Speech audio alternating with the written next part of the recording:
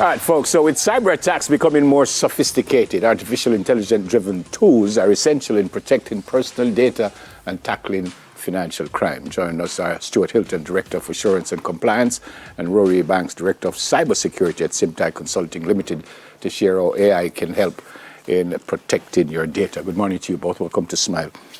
Stuart, I just said before you guys, before we started, that we did afraid of artificial intelligence, and now you're here to tell us that it can help us in certain instances. Is that? Most definitely. So we don't afraid of it anymore? No, we shouldn't. And I mean, you know, the stereotype that artificial intelligence is only going to be this kind of dystopian future of the Terminator, iRobot, and so on is not necessarily true.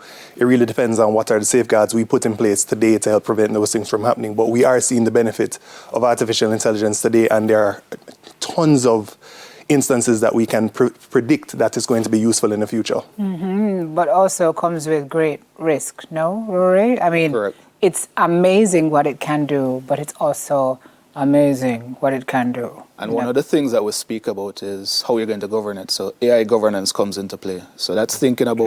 Can we govern it?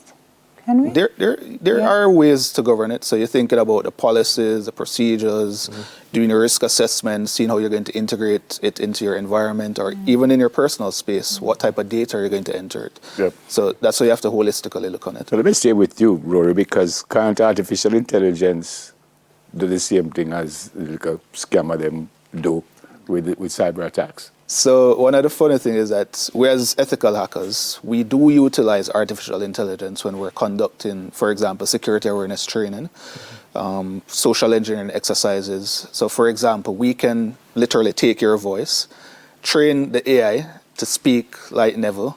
We can even take a picture of you. You have a lot of videos on the internet. We can train it to look like you, speak like you, have a conversation with persons. And we've seen cases where attacks have happened similar to that. One of the largest one is where they utilize a video. It's called a deepfake attack. So pretty much they're training the AI to have a conversation with a bank employee, asking them to transfer money. And we've seen cases like that. So it is possible. So to answer my question, the answer is yes. Yes. And right here in Jamaica, we're utilizing it. So at Simtai, that's one of the things that we do. So even so it's called like vision, using phone calls. We know it as vision. Not phishing with a PH. Yes, so V. So voice. Voice, Phishing. correct. Wow.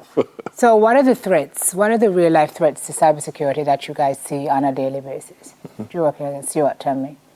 So the threats are very similar to what are already in the space. As Rory has talked about, deepfakes, phishing, there are, bots on the internet, etc. Those things are, common things that happen. But what artificial intelligence does is make it more common and easier for more people to do it.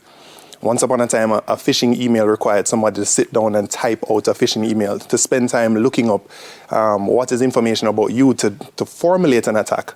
But now I can write a prompt. I can go into, and not necessarily ChatGPT or some of the common ones, but I may go into a artificial intelligence and write in a prompt to say, please create an email targeted at Smile Jamaica host. Don't say that. Wood, knock on wood. Guys, use a different example.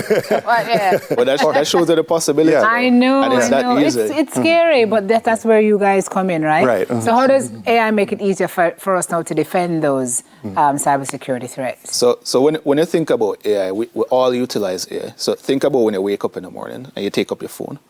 To unlock your phone using Face ID, that's utilizing AI. When you send an email, either to craft the email, you may have Grammarly. Those are ways of using AI. But also when receiving emails, like looking for spam messages, potential phishing emails, AI are filtering all of those emails.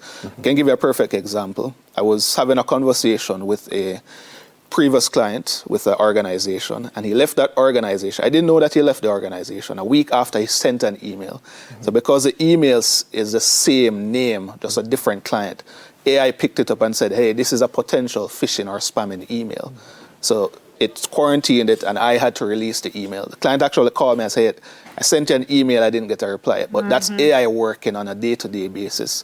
Even simple, like looking at recommendations, getting videos, AI is actually doing that based on your pattern, based on your use cases. And from a cybersecurity perspective, antivirus and anti-malware is one of the big ways that we're leveraging AI. So instead of using what's called traditional signature-based attacks, where it would say, yes, this is a virus, that's listed, AI is now being so creative where it's going based on different procedures, different ideas, potential risk factors that may look trendy, that may look risky, and then it's flagging it. So we do utilize some of those technologies. So for example, like Core is one of the technologies that we utilize. From an antivirus perspective, looking on it from emails, user data governance, privacy, it's going to track all of your user assets and identify any potential vulnerabilities. Yeah. Unfortunately, Rory, the unethical hacker knows what you know. How do you stay ahead of the game? So one of the things is that training is very important and critical. So even from an end user perspective, we have to train them and we have to sensitize them of the potential risk. So you can use the same technology, the same tool sets as the unethical hackers. And that's why when we're doing social engineering exercises, we are utilizing the same tools, the same technology. We are literally trying to phish you. We're doing the different types of social engineering attacks. We're doing Wi-Fi based attacks, showing them the real risk. And if you get compromised, this is what will happen. So once you start doing education, you can then layer the different tools and technologies in place from an AI perspective or a machine learning perspective. So the recommendation is really for folks to start loving this thing and start using it because it is, I was going to say it's the future, but it's not. It's the past, it's the present. AI is. So if companies, if individuals want to like get in touch with you guys and get their thing up and running so they can be protected, where do we find Simtai? So you can go on our website, so Simtai, symptai.com, or you can send us an email, info@simtai.com, or you can follow us on social media also. Okay. So you can Work. Very important.